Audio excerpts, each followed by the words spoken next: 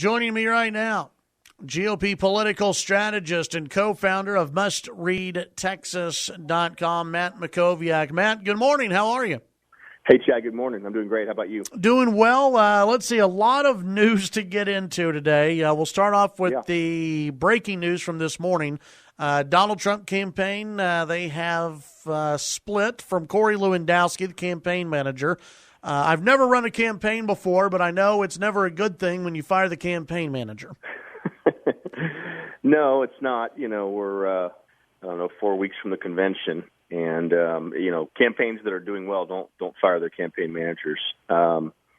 This is surprising news because Trump has stood by Corey Lewandowski for a long time, including at a time when he was, temporarily charged with assault and battery against a reporter from Breitbart. So, I truly am surprised by this. I think this is a reflection of how bad the last 3 or 4 weeks have been for him, and he knows that now.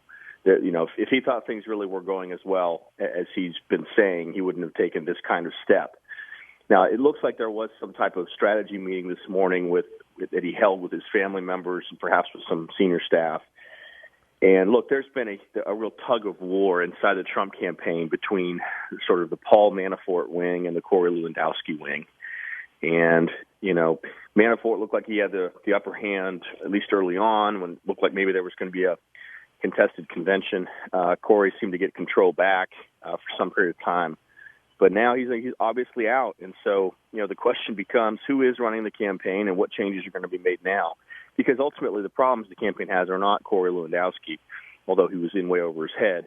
The problems are really driven by the candidate, not being disciplined, not being focused, not offering substance, and not forcing his campaign to become much more professional at a time when the stakes couldn't be higher. Well, and a lack of campaign, too, from everything that I've read, and I think you mentioned it last week on the show, is that Hillary Clinton's campaign strategy and her campaign infrastructure is just huge compared to Donald Trump. Donald Trump doesn't have that many paid people in the States compared to Hillary Clinton. I mean, is that maybe a reason or something that we will see change with a new hire or with someone else in charge? Yeah, the problem is that the decision to really have almost no campaign whatsoever is being driven by Trump. He said, I don't need to raise as much money. I don't need to spend as much money. He makes fun of how many staff, Hillary has. There was this anecdote that was reported over the weekend about Trump was, holding a rally in Phoenix. He was out there fundraising, I think, on Friday or Saturday. And the reporter went by the Trump office in Phoenix. It was one person, sitting there, really almost nothing in the office, empty cubicles. Now, Arizona shouldn't be a battleground state, even though I think Democrats are going to maybe make a run at it. So maybe that's a bad example. But you see that kind of thing in other states as well. And so that's what I think will be so interesting about this news. It's not about Corey personally. It's about, is this going to signal any kind of meaningful shift? They only really have one communicator, Hope Hicks, who's just profiled in GQ magazine. I mean, for a campaign like theirs, gets as much media attention as theirs does, to only have one communications person is ridiculous. Now, they apparently just hired a reasonably well-regarded Indiana operative to oversee surrogates.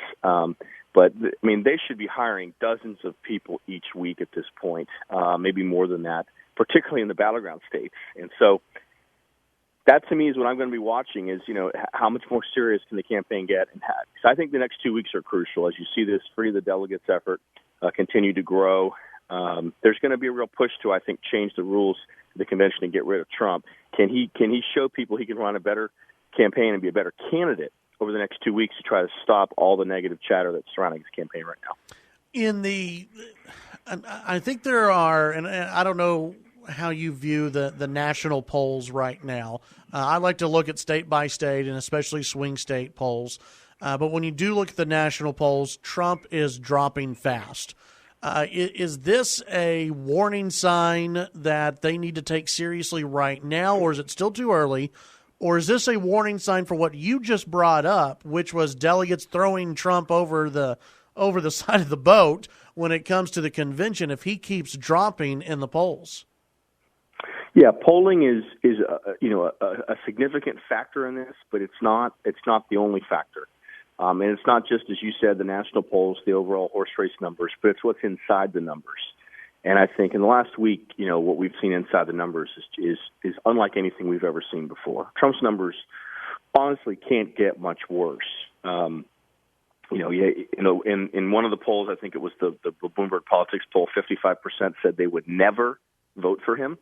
I don't know how you're supposed to get a majority of the electorate if more than half will say they'll never vote for you. In the Washington Post ABC News poll, he had 70% unfavorability. We've never seen that among a major party nominee, not even at the end of a campaign when all the negative attack ads have been run. And then within that number, you had 94% of African Americans that view him negatively, 89% of Hispanics that view him negatively, and I think women was something like 70 or 72%. So it's that, he can't improve his numbers nationally or even in the battleground states until he addresses some of these problems. And so, and honestly, the real problem for Trump is if Republican leaders thought he would lose the presidential race by 3 or 4 or 5 points, I think that they'd be willing to accept that because they know that changing the rules of the convention is going to be very disruptive and will be very risky. But right now, it's not looking like it's going to be a close election. It's looking like it's going to be a blowout, and that has huge down-ballot ramifications in the 10 or 11 most competitive U.S. Senate races, in the 30 or 40 most competitive House races, and in the 5 or 10 most competitive governor's races. And I think that's really what's driving all this, is that you're having these elected officials and these candidates that are running on the ballot with Trump at the top of the ticket that are panicking right now because they're looking at their own polling and they're seeing Trump is absolutely swamping them and hurting them and making it impossible for them to win re-election.